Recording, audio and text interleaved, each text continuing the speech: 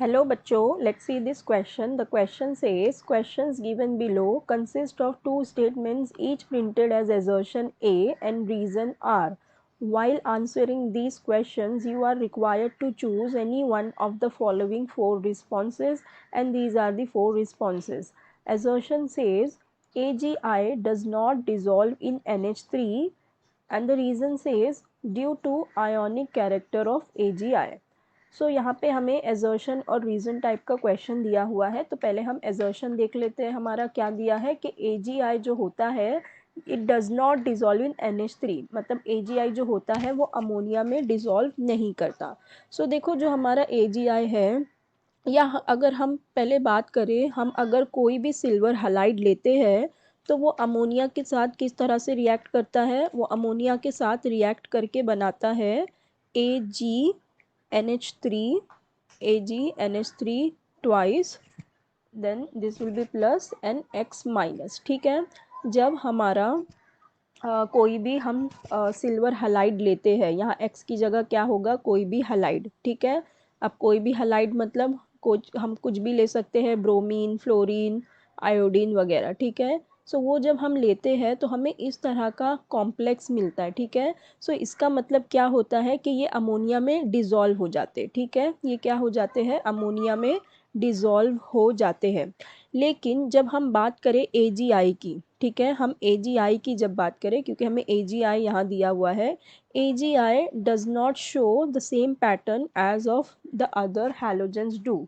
AgI के case में देखो क्या हो जाता है, जब AgI अमोनिया के साथ रिएक्ट करता है तो इनका जो के इक्विलिब्रियम है ये बहुत ही स्मॉल होता है। ठीक है, जो इनके के इक्विलिब्रियम की वैल्यू होती है इट इज़ वेरी स्मॉल। ठीक है, ये बहुत ही ज़्यादा स्मॉल होती है, सो जिसकी वजह से ये अमोनिया में डिज़ोल्व नहीं हो पाता, rather it gives yellow colour का AgI का प्रेसिपिटेट हमें दे देता है। ठीक है, ये हमें क्या देता है, येलो प्रेसिपिटेट हमें दे देता है AgI का। तो इसमें ये डिज़ोल्व नहीं होता, तो उसका बहुत ही इम्पॉर्टेंट एक रीज़न क्या है कि इसका जो के इक्विलिब्रियम की वैल्यू है ये बहुत ही स्मॉल है, तो ये इसमें डिज़ोल्व नहीं हो पाता। ठीक है, तो ये जो हमारा एजर्शन दिया है that AgI does not dissolve in ammonia, ये बिल्कुल ही करेक्ट है, क्योंकि ये अमोनिया में डिज़ोल्व नहीं होता, ये येलो कलर का PPT दे देता है। अब देखो जो हमारा रीज़न है वो ये कह रहा है due to ionic character of AgI। अब ये जो रीज़न ये हमें कह रहा है कि ऐसा क्यों हो रहा है कि ये जो डिज़ोल्व नहीं हो रहा, इसका ये रीज़न है कि AgI में आयोनिक कैरेक्टर है। ठीक है, सो देखो अगर हम AgI की बात करें तो हमें पता है कि हमारा जो आयोडीन होता है हमारे ग्रुप में सबसे लास्ट में आता है, मतलब जो हैलोजन सीरीज़ में हमें आता है fluorine, chlorine and bromine and then iodine. ठीक है, सो ये जो आयोडीन है हमारा, ये कैसा मॉलिक्यूल है, ये कैसा सॉरी एटम है, एटम या एलिमेंट है, ये लार्जर एटम है। ठीक है, इसका साइज़ मतलब बहुत बड़ा है, इसका साइज़ बड़ा होता है। ठीक है, तो इसका साइज़ बड़ा हो गया।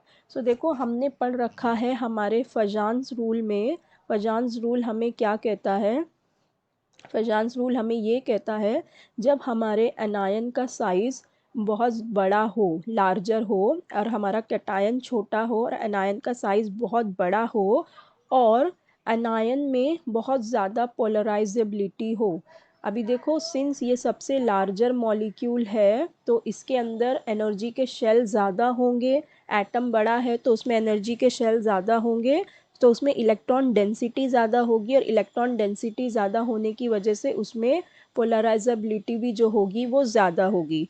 तो जब हमारा एनायन का साइज़ बहुत बड़ा होता है एज़ कम्पेयर टू कैटायन, और उसमें पोलराइजेबिलिटी भी होती है, सो ये वाला हमारा कंपाउंड क्या करने लगता है, कोवैलेंट कैरेक्टर शो करने लगता है। ठीक है, ये जो कंपाउंड है फिर इसमें कोवैलेंट कैरेक्टर आ जाते हैं रादर देन आयोनिक, ये कोवैलेंट कैरेक्टर शो करने लगता है। तो इसके अंदर बेसिकली AgI में हमारे क्या होते हैं, कोवैलेंट कैरेक्टर होते हैं, नॉट आयोनिक। ठीक है, तो जो हमारा रीज़न दिया हुआ था कि due to ionic character of AgI, ये बिल्कुल ही गलत हो जाएगा, क्योंकि AgI में आयोनिक कैरेक्टर नहीं रह पाते, उसमें कोवैलेंट कैरेक्टर जनरेट हो जाते हैं because of the age we know from our Fajans rule. Okay, so हमारा करेक्ट ऑप्शन क्या हो जाएगा? हमारा करेक्ट ऑप्शन ए होगा कि A is true but R is false. ठीक है, सो हमारा करेक्ट ऑप्शन हो जाएगा option C. I hope you understood it well. Best of luck. Thank you.